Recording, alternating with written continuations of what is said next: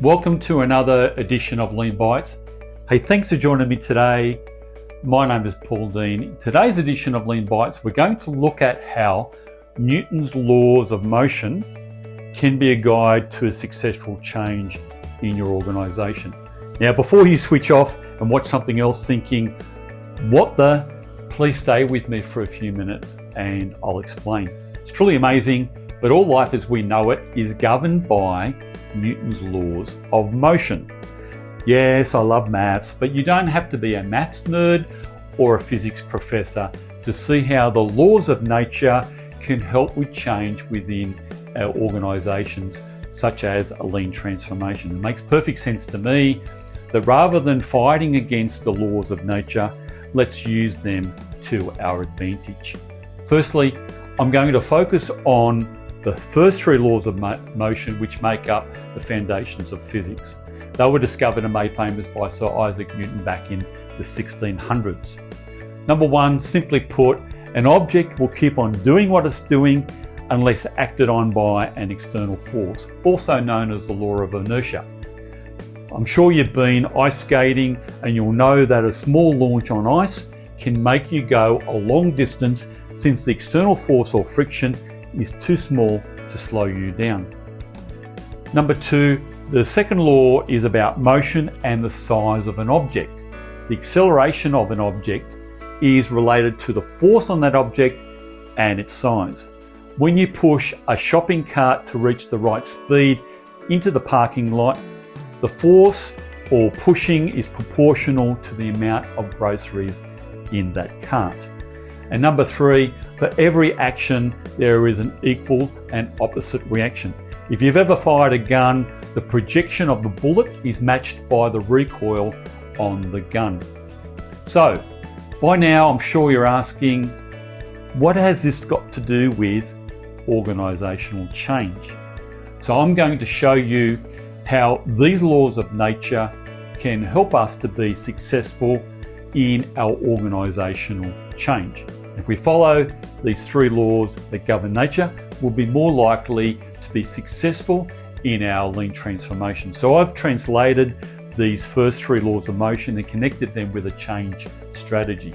Number one, inertia. Recall that objects will keep on doing what they're doing unless acted on by an external force. Your lean transformation needs force or effort to get it moving. But once moving, will continue with very little effort. That is, if you don't allow it to come in contact with an external or resisting force. So when resisting forces arise, they must be quickly addressed. Otherwise, they will slow down your progression, which means you'll have to apply extra effort to overcome it. These resisting forces could be as simple as program challenges or as significant as your people pushing back. So the key message here is focus on the resisting forces rather than focusing on applying more effort when your progression is being slowed. Number two, remember the larger the object, the greater the effort required to make it move.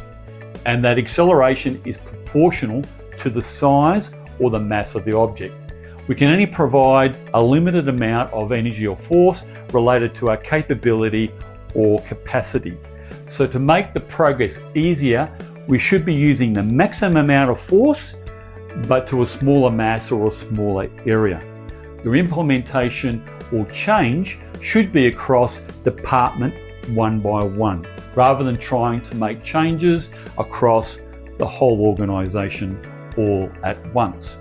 A smaller change with the same effort will give you maximum acceleration, and your implementation plan needs to be staged rather than tackling everything all at once. Number three, equal and opposite reaction.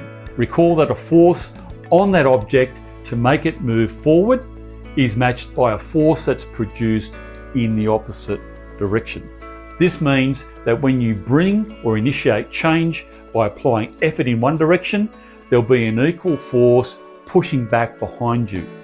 Be aware that to move forward, this means that there may cause other things to fall behind or perhaps even be pushed backwards. Knowing this is a significant advantage. So always monitor the change that you're bringing so that other things don't fall behind. For example, your change may affect engagement or might even make your team members anxious or apprehensive.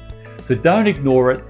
Do something proactively to minimize or eliminate that effect. For example, ensure communication is well planned, clear, timely, and well executed. And this will save you a lot of effort and make your transformation more successful. I firmly believe that since the laws of nature govern the way things behave around us, it makes sense to consider to follow these 3 laws of motion, and you'll have a distinct advantage when bringing change to your organisation. I hope this has been very helpful, and before I go, I'd like to leave you with a leadership quote. If I have seen further than others, it is by standing upon the shoulders of giants. Sir Issac Newton. Thanks for joining me on this edition of Lean Bites.